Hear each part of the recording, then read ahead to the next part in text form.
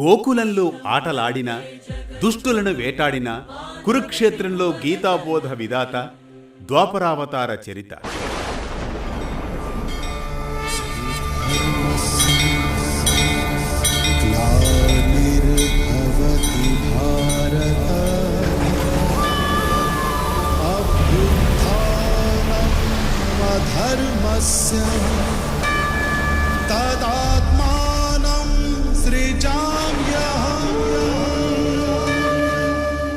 ఒక్కో అవతారంలో ఒక్కో లీల మాత్రమే.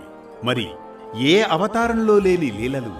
అల్లరి కన్నయ్యగా, గోపబాలుడిగా, రాధా గోపికా మనోహరుడిగా, రుక్మిణి సత్యభామాపతిగా, అర్జున సారథి, రాజనీతిజ్ఞుడు, ధర్మతేజో విరాజితుడు, తత్వోపదేశకుడు, భగవద్గీత ప్రబోధకుడు, జగద్గురువు, దేవదేవుడు. ఇలా ఆయన అవతారం ఓ వైవిధ్యం. వెన్నను తస్కరించిన, ప్రేమ సరాగాలు కురిపించిన, సంధి చేసిన, రాయబారిగా వ్యవహరించిన ఆ ఉపదేశ సారాలు, తత్వబోధలోని ఆంతర్యాలు, అంతరార్థాలు ఎన్నో.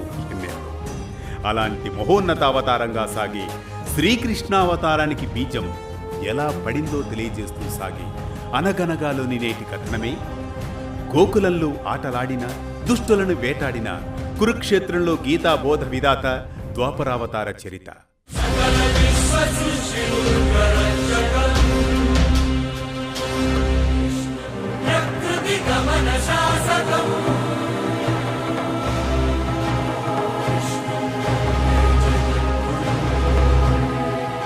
అనగనగా అది ద్వాపరయుగం. రాజ్యంలో అరాచకత్వం, దుష్టత్వం పెరిగిన వేళ తాళలేక భూదేవి, బ్రహ్మ, ఇంద్రాది దేవతలు శ్రీ మహావిష్ణువు వద్ద దుష్ట శిక్షణకై మొరపెట్టుకుంటారు. భూలోకాన్ని రక్షించేందుకు వసుదేవుడికి పుత్రుడి రూపంలో తాను జన్మిస్తానని అభయమిస్తారు శ్రీ మహావిష్ణువు. కాలక్రమంలో ద్వారకా నగరంలో వసుదేవుడు, దేవకీ దంపతులకు 8వ సంతానంగా శ్రావణ బహుళాష్టమి నాడు రోహిణీ నక్షత్రంలో అర్ధరాత్రి సమయాన శంఖ చక్ర గదా పద్మాలను చేతులలో ధరించి సకల అలంకారాలతో జన్మించిన అద్భుతమైన బాలుడిని చూడగానే తమకు జన్మించింది సాక్షాత్తు ఆ శ్రీమన్నారాయణుడే అని గ్రహించి దేవకీ వసుదేవులు చేతులు జోడించి వినమ్రంగా స్తుతిస్తారు. కంసుడి వల్ల రాబోయే ప్రమాదాన్ని దృష్టిలో ఉంచుకుని సాధారణ బాలుడిగా మారమని అభ్యర్థిస్తారు.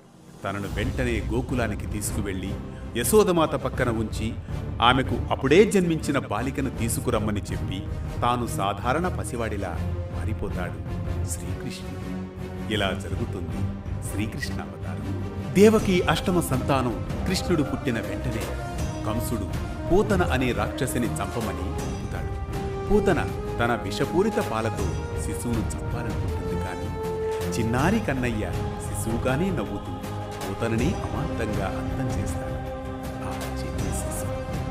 ఇది ఈ అవతారంలో దుష్ట శిక్షణలో, వినాశనంలో తొలి అడుగు. గోపాలుడిని రాక్షసులు గోవుల రూపంలో, పక్షి రూపంలో, పాము రూపంలో వచ్చి దాడి చేయగా శ్రీకృష్ణుడు వారందరినీ నాశనం చేసి గోపబాలల్ని రక్షిస్తాడు.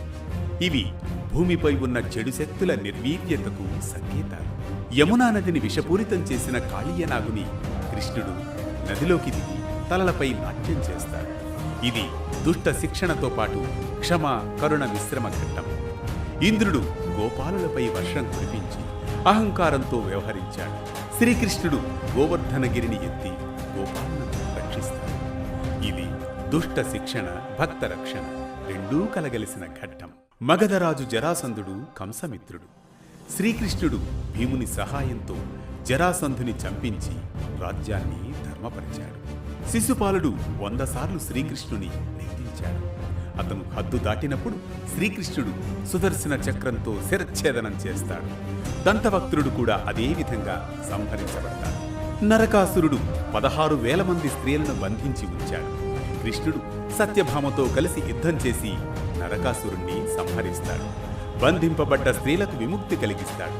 ఇది అత్యున్నత శిష్ట రక్షణ ఘట్టం.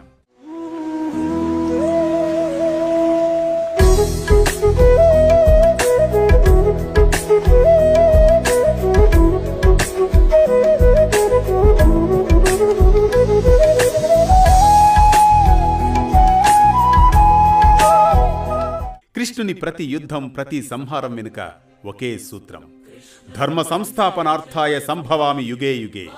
చెడును నాశనం చేయడం శ్రీకృష్ణునికి సులభం. అది మానవులకు ధర్మపాఠంగా చెప్పడమే శ్రీకృష్ణుని లక్ష్యం. అందుకే శ్రీకృష్ణుడు ఈ జగతికే గురువయ్యాడు.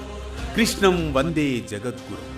ఇది గోకులంలో ఆటలాడిన, దుష్టులను వేటాడిన, కురుక్షేత్రంలో గీతాబోధ విధాత ద్వాపరావతార చరిత్ర. ఈ కథనం మనకిచ్చే సామాజిక సందేశం ఒక్కటే: అన్ని అవతారాలలోకి శ్రీకృష్ణావతారం మానవులకు ఒక ఆత్మజ్ఞాన పాఠం. ఆయన ప్రతి లీల, ప్రతి సంహారం, ప్రతి ఉపదేశం ఒక ధర్మ సూత్రం.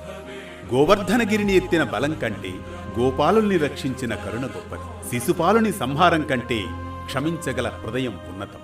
కురుక్షేత్ర యుద్ధం కంటే గీతాజ్ఞానం పరమోన్నతం. కృష్ణుడు చూపించిన మార్గం ఒక్కటే: కర్మలో సమత, ప్రేమలో పవిత్రత, జీవనంలో ధర్మ నిబద్ధత. ప్రతి యుగంలో ఆయన అవతారం మనలోని అజ్ఞానాన్ని తొలగించి జ్ఞానజ్యోతి వెలిగించేందుకు. కృష్ణం వందే జగద్గురు.